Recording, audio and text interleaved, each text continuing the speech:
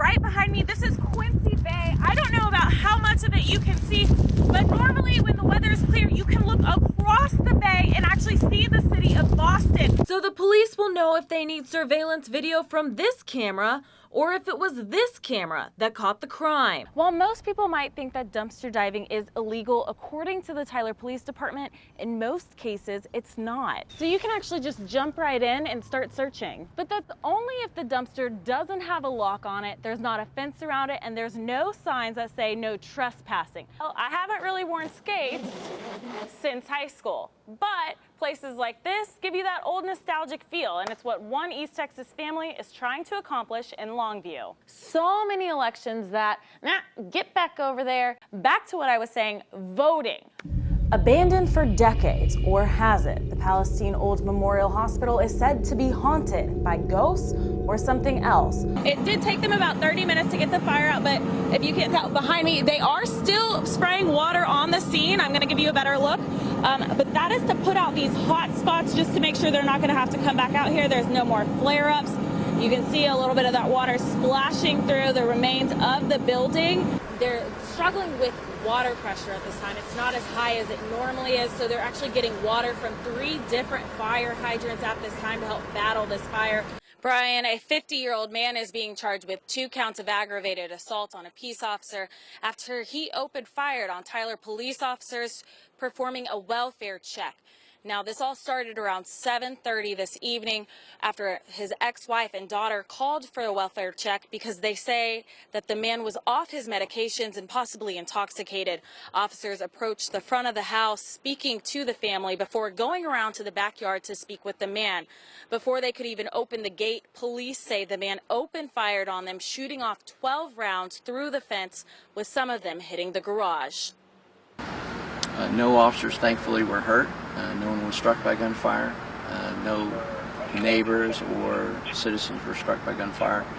Don Martin with the Tyler Police Department does say that they were lucky no officers were hit due to where the officers were standing at the time of the shooting. They then took cover, of course, and called for backup.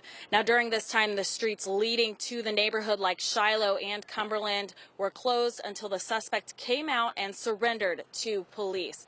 Like I said, the man is currently in custody and is facing those 2 charges of aggravated assault on a police officer.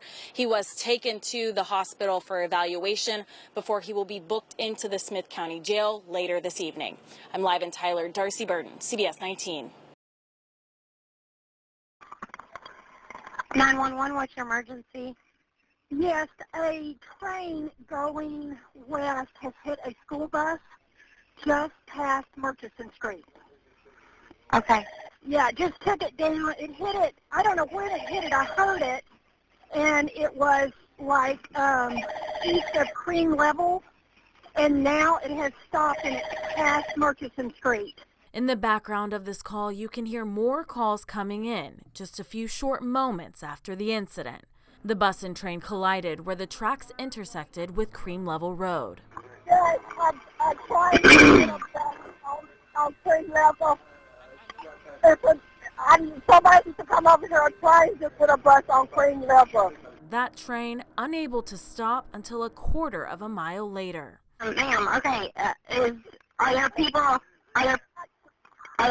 on the bus? I don't know. The train just dragged the people. We just sat here and watched it. Okay, we have help on the way. Christopher Bonilla died in that crash. Jocelyn Torres survived her injuries, as did the bus driver. There have been multiple memorials and fundraisers for the victims. Tires spinning, cars sliding, and people panicking. That was the scene on East Texas roads today. But what you might have missed were the strangers pulling over, braving those frigid temperatures, and helping those drivers in distress. A lot of trucks are getting stuck, so we're kind of helping them out, just pushing them, giving them a little boost. Trying to get them out. You know, they seem like they're struggling. Dakota Manning and Heron Gonzalez are what you would call good Samaritans. The pair helping to push cars and trucks up hills and over ice this afternoon, assisting those people that were literally stuck behind the wheel. They were pretty thankful. I mean, we just put my car in park, jumped out, and said, y'all need help. Some of them were kind of elderly gentlemen, so they couldn't really get out and do it themselves. So weren't going to let them get stuck in the middle of the road. They even braved those treacherous conditions to pick up a friend in need, Tyler Jacobs knowing just who to call. Oh, I knew right away. When his car wouldn't make it up the hill on his way to work. Dakota and Heron are very reliable. They always come get me when I need anything, so they're very reliable people. And they weren't the only ones lending a helping hand. Truck up the hill. Robbie Hunt and his friends went around with their trucks pulling big rigs and other cars that had gotten stuck on Loop 323, shocking the people watching. Hey, look, the cops over there even videoing it. At one point, they even used 4 trucks to pull a big rig out of the icy conditions. We went in because we work hard for him, because he can't do what we do, so we do it for him. And while it took him a few tries,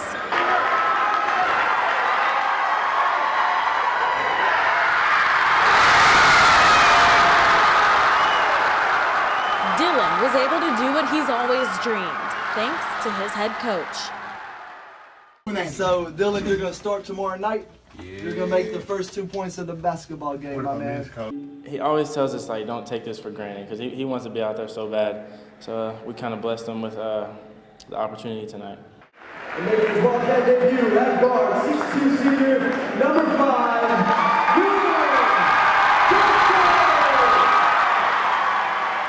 Win or lose, that shot is the only part of the game that matters. My exciting part is the first 2 points for Dylan, because Dylan, if Dylan had his own legs, like, he'd be the greatest athlete to come out of Silver Springs, with no doubt. He's going D1, hands down, NBA probably. He's like a big old Dallas Mavericks fan. Just for the passion of the game he has. Because life didn't give this basketball superfan a fair shake. He was diagnosed with cerebral palsy at birth, and his legs do not function normally, so he isn't capable of walking without his walker. For him, life didn't give him quite the fair shake that most of us have, but I know for a fact that he's super strong inside, and no matter what challenge he faces, he's going to overcome it. His personality and hard work not just impacting his teammates. We've had players in the past couple of years who's played, and Dylan's been a part of that team. They're flying in. Some are coming home from college just to see it. But his head coach, too. You're not supposed to have favorites when you coach, but Dylan Jester is definitely my favorite kid I've ever coached. No sooner did his shot go in, did Dylan start celebrating, strutting, and showing off his Wildcat pride. It was just a dream come true. I'm glad that I got to experience that with this best group. A basketball lover with big dreams on the horizon. And go to college and pursue my career in sports management. And possibly coming back to this team. I love this group. Wouldn't want to play any other team in the country.